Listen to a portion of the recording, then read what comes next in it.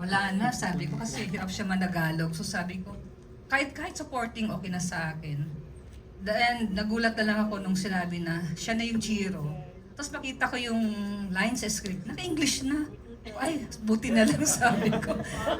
Ang galing talaga direct. So malaking bagay yung scriptwriter at saka director, isang tao lang. So nagagawa niya talaga, ang bilis na nagawa niya ng paraan. So for that direct, thank you for Believing in Earth, as lalo si Ma'am Sylvia, na naglakas loob talaga na sumugal, talagang napaka yung puso nyo. Sabi ko, dakila kasi kayo lang nabigay ng chance sa mga bata. Ayan. Ang mami naman ni Jessica. Ako naman, hindi pa rin makapaniwala hanggang ngayon. Pero yung sabi nga nila na, syempre hindi ko naman maiko-compare sa normal kasi isa lang si Crystal na anak ko. Pero yung nasasabi ko na parang, kung sino pa yung, ang nagsabi yung mga kapatid ko, parang kung sino pa yung Down syndrome, parang siya pa yung umangat sa family, parang gano'n yung sabi na. Yun din ang naano ko na parang, hindi rin ako makapaniwala na yung dating inaangaan ng mga artista, sina Ma'am Sylvia, Ma'am Lorna, sina Sir Tonton, lahat sila. Parang hindi mo akalain makakalubilo mo sila dahil lang sa anak mong Down syndrome. Parang yung sinasabi na talagang walang imposible kasi kaya nila eh. Kaya sana yung mga yung may mga anak din na Down syndrome o kaya person with disability, wag silang mawala ng pag-asa kasi darating din yung oras na makikita yung kung ano yung kaya nilang gawin. Ito na yung simula. Ito na. Bukas po ba yung isip nyo na ma-inlove ang mga anak ninyo? Oo naman. Meron po ba silang mga jowa? May mga jowa? May mga boyfriend, girlfriend sila? Mia, ikaw Ay, sandali. Huwag mo sila awatin, Jessica. Ay, si Jessica. Cristel. O, mami? May mga crush naman sila. Si Crystal kagaya niyan, dati crush na talaga ever since yung teacher niya nun sa school nila. Teacher ng crush. Pero ngayon pag tinatanong ko, sinasabi niya, hindi naman daw naliligaw pa si Ay, naghihintay lang pala. Mami, si Earl ba single? Oo, single. Actually, yung dati, crush niya si Liza Soberano, yan, Hearty Timing. Ayun, yun mga crush niya na O, dati. bakit maganda naman si Liza? And and also Vice Ganda. Masya ka ko ako crush. Kahit si Vice Ganda also. Sabi ko, Oo. sabi ko Vice Ganda. No, crush ko daw si Vice Ganda. Yun. So, pero nung makita niya si Cristel, naku, Diyos ko sa bahay nakakaumay, walang minuto, I love Cristel. I miss Cristel. Yun. Lalo na ngayon pag may mag-guesting, minsan pagod siya. Pag sinabi ko na, si Cristel there. Ayun, automatic isip. Ayun. So, ibig lang sabihin nito, pareho lang din sila ng mga karaniwang tao na marunong ma-inlove.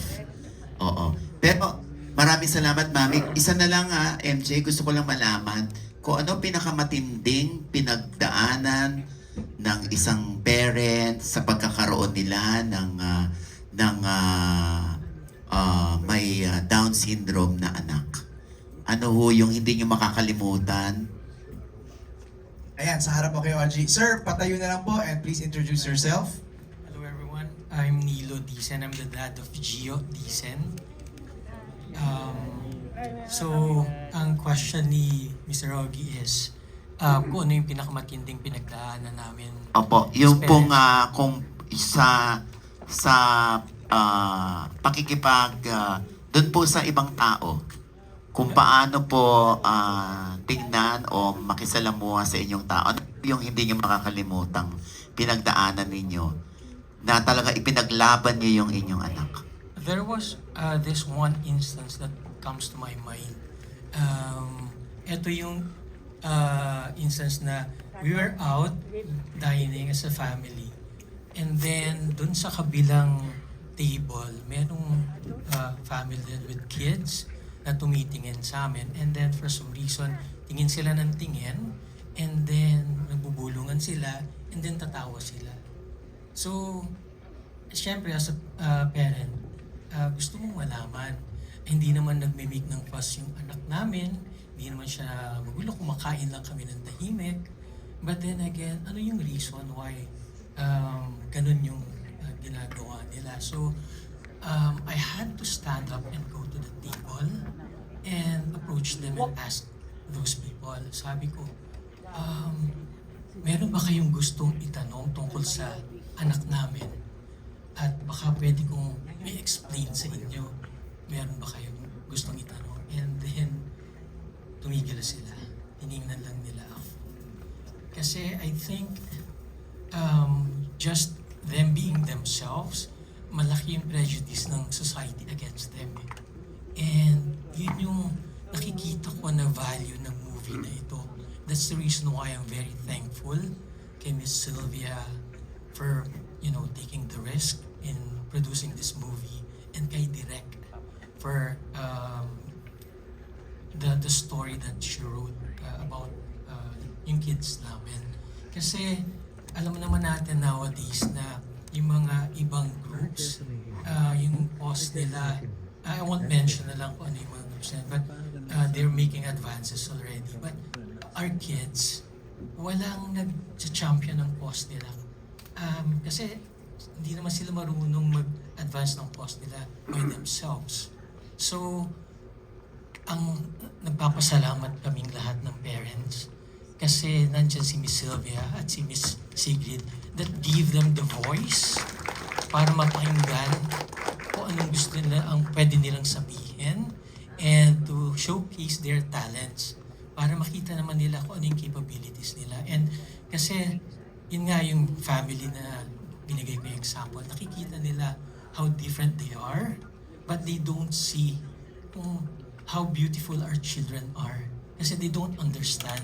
And this movie gives them, maybe through this movie, makikita nila yung mundo ng mga anak namin through a different lens. Makikita nila na how lucky we are kasi nga nakikita nyo common theme kanina sa mga sinabi ng ating mga actors na these kids only speak the language of love. Pure, unconditional love. And imagine us living our lives on a daily basis, experiencing that pure, unconditional love. And this movie is our way of sharing that love to the entire world. Diba? Makita nila na iba yung mga kids namin because the thing that makes them special is because they're pure, unadulterated, unaffected by the society at large. Kung ano nangyayari. Walang politics, wala. Love lang talaga. And if you're going to think about it, anong difference sa kanila? Meron silang extra chromosome. And sabi ko nga, pinag-usapan namin ng wife ko, kung yung extra chromosome is what makes them special and loving, baka kailangan ng mundo yung extra chromosome na yun to make this world a better place. Diba? Diba maganda yun? Tama po yan, tama. Perfect, perfect. Maraming salamat po, Daddy. Thank you, Daddy. Thank you, Kuya Oji. Thank you. Let's hear from Miss Agnes Sir Elmer from the Down Syndrome Association of the Philippines. Regarding that question ni Kuya Oji, ano yung sa tingin niyo magiging value ng pelikulang to sa mga manonood?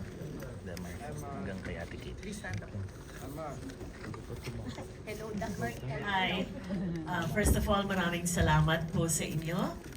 Siyempre, maraming salamat Sylvia and Direk, and all of the cast, and of course the children, the families, and you from the media. This is real for us.